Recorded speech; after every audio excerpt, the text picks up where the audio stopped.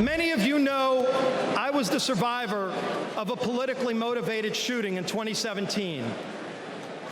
Not many know that while I was fighting for my life, Donald Trump was one of the first to come console my family at the hospital. That's the kind of leader he is. Courageous under fire, compassionate towards others. And that was House Majority Leader Steve Scalise talking about former President Trump's support after he was shot during practice for the congressional baseball game back in 2017. We're now learning more about the security failures following the assassination attempt on President Trump over the weekend.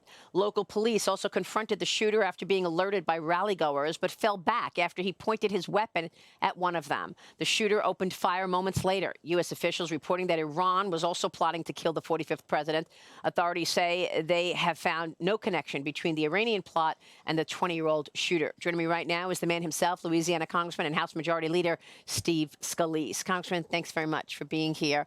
What can you tell us about the RNC convention? Wow, well, it's great to be with you. Great to be here in Milwaukee. And Maria, the unity is just unbelievable. I've never seen this kind of unity amongst Republicans at a convention or at a time leading into a presidential race that I can remember. And, you know, and it starts at the top. I mean, President Trump has exhibited that unity. He's brought so many different factions of the Republican Party together, and contrast it with the Democrats. They're in disarray. They're trying to jettison their own nominee, who is the sitting president of the United States. They don't know even where to go. We're united behind Donald Trump. You even had Nikki Haley invited to come speak by President Trump, and I thought she gave a really important unifying message as well to some part of the Republican Party that's not in the fold yet. I think they're going to be in the fold. Frankly, Maria, I think there are a lot of Democrats that are giving Donald Trump a second look.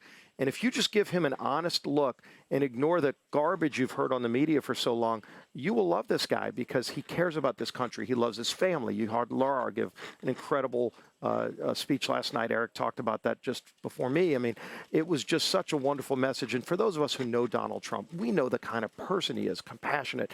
You want more people to see that because you know that's who he is, and that's not how he's portrayed so often.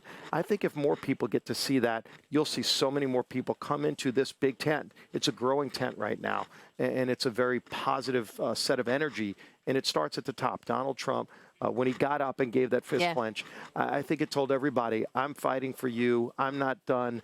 God's not done with him, Maria. Do you think this resonates into votes come November? Do you think you'll be able to get more of a majority in the House? Absolutely. You know, we were already seeing the coalition grow. You know, before Saturday, we were seeing Hispanics, Black Americans, so many more people coming into the Republican tent to vote for Donald Trump because of his message, you know, of hope, opportunity, getting our country back on track. I think it's going to be a lot of states in play, a lot more House seats in play now that we can win. I think this is your best convention ever, isn't it? I agree. Yeah, Congressman, it's great to be with you today. Thank you so much. Thanks.